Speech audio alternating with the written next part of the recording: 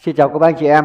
Thời gian gần đây, cộng đồng Pi Việt Nam bắt đầu thúc đẩy các hoạt động đồng thuận giá trị GCV nhiều hơn. Thực sự đây là hoạt động có nhiều ý nghĩa về mặt truyền thông và giáo dục cộng đồng. Khi trào lưu này diễn ra có rất nhiều sự ủng hộ, nhưng cũng có không ít người cho rằng nó là bất khả thi. Nó chỉ là sự hô hào chứ chưa mang lại nhiều lợi ích thiết thực. Hôm nay tôi xin chia sẻ góc nhìn của mình về vấn đề này. Cụ thể là trả lời cho câu hỏi nguồn lực nào cho giá trị đồng thuận của GCV. Tôi đặt ra câu hỏi này bởi vì tôi thấy rằng có nhiều thông tin rất là hữu ích trong cái việc đồng thuận này. Việc nhóm GCV quốc tế mà đi đầu là các pioneer đến từ Trung Quốc, họ kêu gọi đồng thuận như vậy, tôi tin rằng phải có lý do của nó. Chúng ta hãy nhìn xem cái quy mô mạng Pi so với các mạng khác nó như thế nào. Xét trong bất kỳ hoạt động nào, chất lượng của mạng Pi đều có những điểm vượt trội. Thậm chí nói không ngoa, nó còn vô tiền khoáng hậu. Và khi đặt ra câu hỏi nguồn lực ở đâu để đáp ứng được cái giá trị của sự đồng thuận GCV, thì chúng ta đã có ai tự mình đặt ra câu hỏi ngược lại rằng nguồn lực ở đâu để tiền fiat có được giá trị đồng thuận như hiện nay. Tất nhiên khi nói về tiền fiat mà nói đồng thuận thì có lẽ nó không đúng, nhưng tôi cũng xin mượn như vậy để chúng ta xác lập cái giá trị, để chúng ta giải quyết cái bài toán, cái vấn đề là cái nguồn lực nào để khiến cho tiền fiat nó được xác lập giá trị như hiện nay. Bởi vì khi chúng ta nói đến tiền fiat là nói đến cái sự mặc định về mệnh giá, về giá trị, ngay cả khi chúng ta không mong muốn cũng phải chấp nhận nó. Bởi vì mệnh giá và giá trị của fiat được xác lập trên cơ sở quyền lực, dùng pháp lý và các cơ chế chính sách về tiền tệ để xác lập cho nó.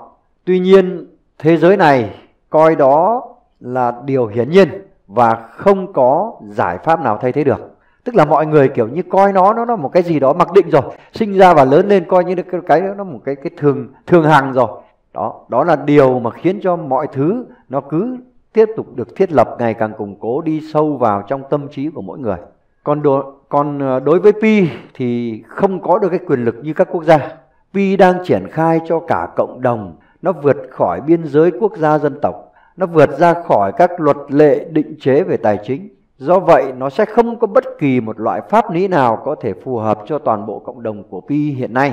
Như vậy nếu như Pi lựa chọn phương án xác lập giá trị dựa trên sự đồng thuận, đó là một cách làm hoàn toàn chính xác. Về chủ đề đồng thuận, tôi đã có nhiều video phân tích rất là chi tiết cụ thể ở nhiều góc nhìn khác nhau rồi. Quý vị có thể xem lại ở trên kênh EcoPi. Nhưng khi chúng ta nhìn nhận Pi ở góc độ đồng thuận của cộng đồng, cái trở ngại lớn nhất đó là tính thống nhất về giá trị đồng thuận, thời gian để đạt được cái sự đồng thuận, và đặc biệt là nguồn lực để đáp ứng được cái sự đồng thuận đấy, nó vô cùng lớn. Nếu như Pi lại đi theo con đường đồng thuận cộng đồng thuần túy thì chắc chắn Pi có thể sẽ mất rất nhiều thời gian, công sức và nguồn lực. Chúng ta đã trải qua hơn 4 năm rồi, nhưng chúng ta vẫn chưa thể vận hành được một cách đầy đủ hệ thống mạng Pi. Vậy thì có con đường nào khác cho Pi để có thể đi nhanh hơn, mất ít thời gian hơn, mất ít nguồn lực hơn hay không? Để phân tích về vấn đề này thì tôi xin đặt ra một cái tình huống giả định như thế này. Sau khi mainnet mở, hoặc chỉ cần các yếu tố của mạng Pi đáp ứng đủ điều kiện để trở thành một đồng tiền phi tập trung, đáp ứng được các yêu cầu của một đồng tiền chung toàn cầu, hoặc chí ít là một nhóm các quốc gia, chẳng hạn như chỉ giới hạn trong cái khối BRICS thôi cũng được. Tức là bản thân Pi phải thực sự thể hiện mình có thể trở thành một loại tiền tệ ưu việt, khiến cho các quốc gia hoàn toàn có thể tin tưởng và lựa chọn trong thanh toán quốc tế. Khi đó chính phủ sẽ phát hành cái đồng tiền CBDC mà nó tuân theo các cái tiêu chuẩn ISO mới đã triển khai trong thời gian qua. Thì lúc này các chính phủ thay vì đi khai thác Pi, họ chỉ cần phát hành các đồng CBDC và đổi CBDC cho người dân. Ta tạm gọi đó là một cuộc đổi tiền. Lúc này ai có fiat cũ thì đổi ra tiền CBDC mới, còn những người có Pi sẽ được chính phủ đổi Pi lấy CBDC.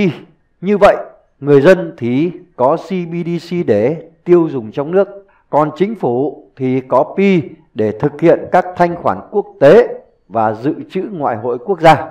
Mặc dù đây chỉ là một tình huống giả định tôi đặt ra, nhưng tôi thấy nếu đi theo con đường này, Pi đã được hợp pháp hóa một cách hợp tình, hợp lý.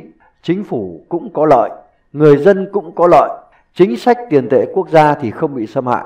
Chúng ta biết rằng đồng đô la đã thực sự mất vai trò, thậm chí là sụp đổ theo đúng nghĩa đen, và các nền kinh tế khác sẽ không muốn lặp lại cái kịch bản của đồng đô la, nên chắc chắn sẽ không hứng thú trong cái việc lựa chọn một đồng tiền nào đó thuộc sở hữu riêng của một quốc gia nào đó để làm cái phương tiện thanh toán chung.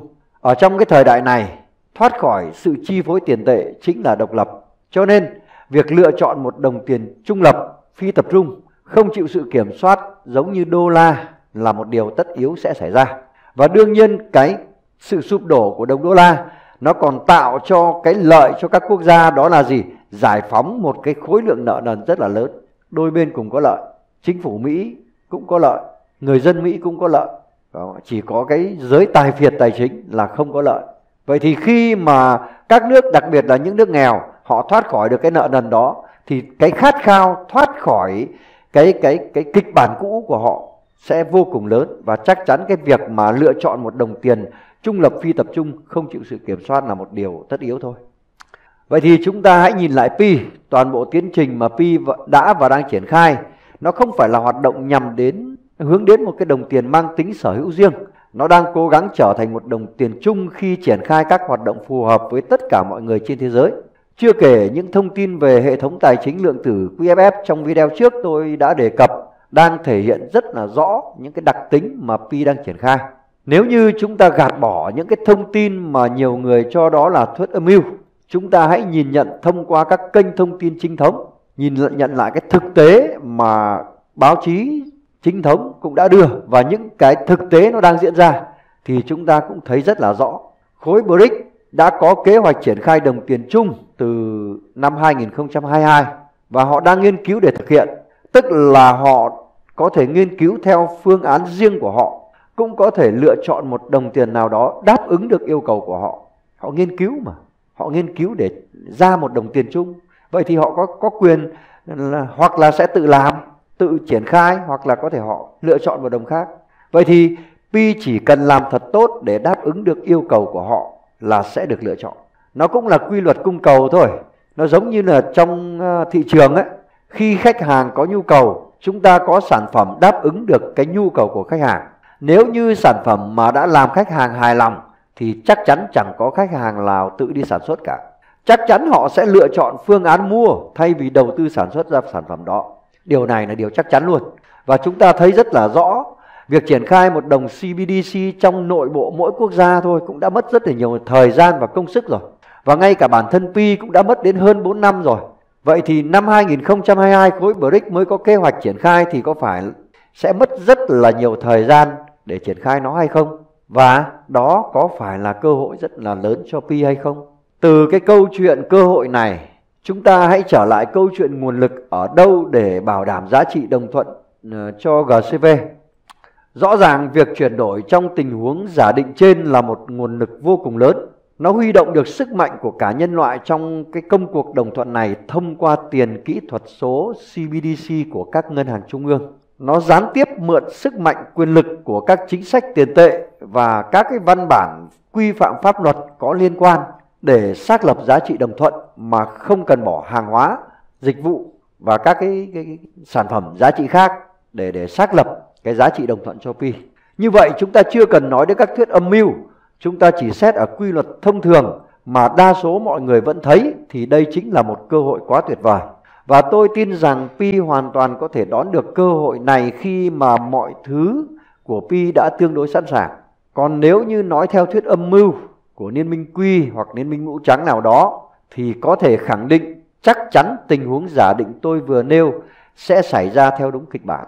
Và nếu như tình huống giả định tôi vừa nêu ở trên ấy mà diễn ra thì các hoạt động đồng thuận GCV thuần túy của cộng đồng hiện nay ấy, nó chỉ mang ý nghĩa cổ vũ và giáo dục cho cộng đồng biết rằng giá trị của Pi sẽ rất lớn. Hãy giữ Pi thật chặt chứ không mang nhiều ý nghĩa để kiến tạo giá trị cho Pi. Bởi vì những hoạt động đó quá nhỏ bé về nguồn lực. Tuy nhiên thì cá nhân tôi vẫn rất ủng hộ hoạt động này vì ý nghĩa truyền thông và giáo dục cộng đồng của nó rất là tốt. Và khi Pi đi theo tình huống giả định này ấy, thì giá trị dự kiến nó sẽ vào khoảng 310.000 đô la Mỹ trên một Pi.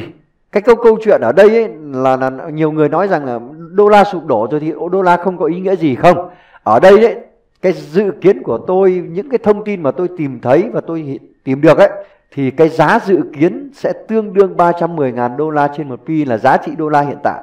Tôi đang nói cho người Việt Nam và tôi nói theo giá trị hiện tại của đô la cho người Việt Nam.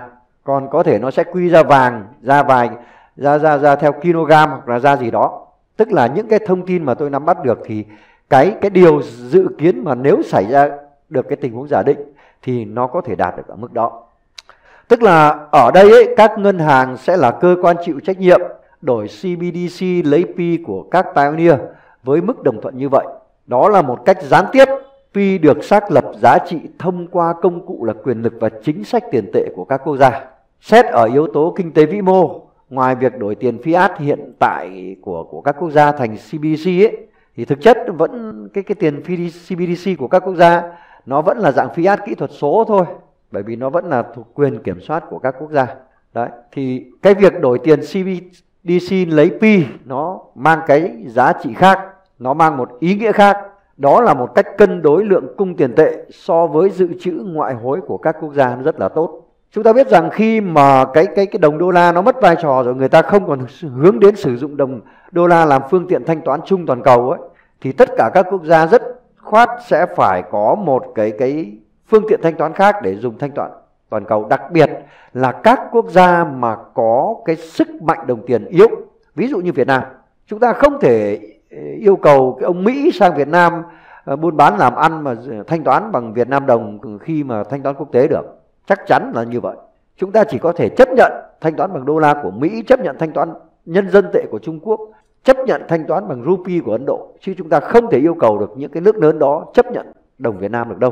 Bởi vì sức mạnh tiền tệ của chúng ta yếu, sức mạnh nền kinh tế của chúng ta yếu, vị thế chính trị của chúng ta yếu, chúng ta không thể làm được việc đó. Vậy thì cái việc mà các quốc gia cần một cái đồng thanh toán quốc tế để thực hiện các cái giao dịch thanh khoản quốc tế là một điều hết sức cần thiết. Thì cái việc họ đưa cái tiền fiat ra cho dân sử dụng để tiêu dùng và quy đổi cái tiền fiat đó, lấy cái đồng dự trữ, một đồng thanh toán quốc tế về làm dự trữ ngoại hối là một điều rất là bình thường. Nó tương đương với cái việc mà quốc gia đó xuất khẩu sản phẩm ra nước ngoài để thu ngoại tệ về, chứ không có gì khác cả. Mà ở đây còn không mất cái sản phẩm trong nước. Chúng ta không mất hàng hóa. Các quốc gia không hề mất hàng hóa. Họ chỉ việc phát hành CBDC và thu về cái dự trữ ngoại hối. Đó là một điều tuyệt vời. Đó. Cho nên nói về cái góc độ này ấy, thì tôi khẳng định rằng nếu như cái tình huống giả định diễn ra thì các quốc gia cũng không có gì phải lăn tăn trăn trở câu chuyện này cả, mà chỉ có lợi thôi. Thế còn căn cứ vào đâu mà nói giá trị 310.000 đến 314.000 đô la ấy, thì chúng ta hãy nhìn lại quy mô kinh tế toàn cầu và nhu cầu lượng cung tiền trong lưu thông. Tôi nói ở đây là nhu cầu về lượng cung tiền trong lưu thông. Nó còn lớn hơn là giá trị quy đổi về mặt hàng hóa ở thời điểm hiện tại. Chưa kể trong định hướng của Pi là người ta muốn thiết lập một cái đồng tiền dành cho cái thanh toán chung cả 100 năm. Vậy thì trong cái tiến trình đó, cái dự trữ cho cả một cái tiến trình dài như vậy sẽ cần một cái khối lượng tiền tệ rất là lớn. Cho nên chúng ta hãy bỏ đi cái tư duy GDP hay là tổng tài sản xã hội trong việc xác định lượng cung tiền đối với Pi. Bởi những khái niệm cũ trong mô hình kinh tế cũ sẽ không còn phù hợp với nền kinh tế của Pi, nền kinh tế mới trong tương lai. Đó là một điều mà quý vị cũng nên lưu ý và tham khảo thêm. Nếu như không có gì thay đổi, tức là nếu tình huống giả định diễn ra, giá trị của đồng thuận GCV có thể được xác lập gần đúng. Cho nên trong mọi tình huống hãy giữ số Pi của bạn thật tốt. Có một vấn đề cần hết sức lưu ý, đó là gì? Ngay cả khi chính phủ có chấp nhận đổi CBDC lấy Pi của chúng ta, thì chúng ta cũng chỉ nên đổi một chút để phục vụ nhu cầu trước mắt ở trong nước. Còn lại hãy giữ thật chặt Pi trong ví phi tập trung này. Chúng ta còn nhiều việc để làm trên toàn cầu, trên thế giới, và đặc biệt là cái thế giới của Web 3, thế giới phi tập trung. Có rất nhiều việc phải làm lắm đấy. Cho nên quý vị hãy cố gắng giữ gìn và bảo vệ cái số Pi của mình thật tốt. Thế còn ai thích bán Pi thì cứ bán, ai thích bỏ Pi thì cứ bỏ thôi. Pi là cuộc cách mạng, không phải là nơi để cho mấy người tư duy manh mún chụp giật vào chơi và diễn tuồng. Vắng cô thì chợ vẫn đông, mà cô đi lấy chồng thì chợ vẫn vui. Nhưng pioneer chân chính hãy tin tưởng và tuân thủ luật chơi. Người thành công là người đi đến đích chứ không phải là người đi trước hay đi sau. Dù bạn xuất phát muộn nhưng sự kiên trì sẽ mang thành công đến cho bạn. Thành công không quan trọng là sớm hay muộn, nhanh hay chậm, mà quan trọng là sự bền vững hay không. Chúc cho các pioneer của chúng ta luôn giữ vững lập trường. Chúc cho các thành viên của Ecopi thực sự thấm nhuần những giá trị mà Pi đã, đang và sẽ kiến tạo. Rất mong những con người của Ecopi sẽ đủ tâm, đủ tầm để khi công thành danh toại ở cái mạng Pi này, chúng ta sẽ tiếp tục mang những kết quả đó để cống hiến, kiến tạo nhiều hơn nữa những giá trị khác cho cộng đồng, cho xã hội. Nội dung video đến đây là kết thúc. Cuối cùng xin kính chúc tất cả cộng đồng Pioneer Việt Nam sức khỏe, hạnh phúc và thành công. Xin chào và hẹn gặp lại trong các video tiếp theo. Xin chân thành cảm ơn.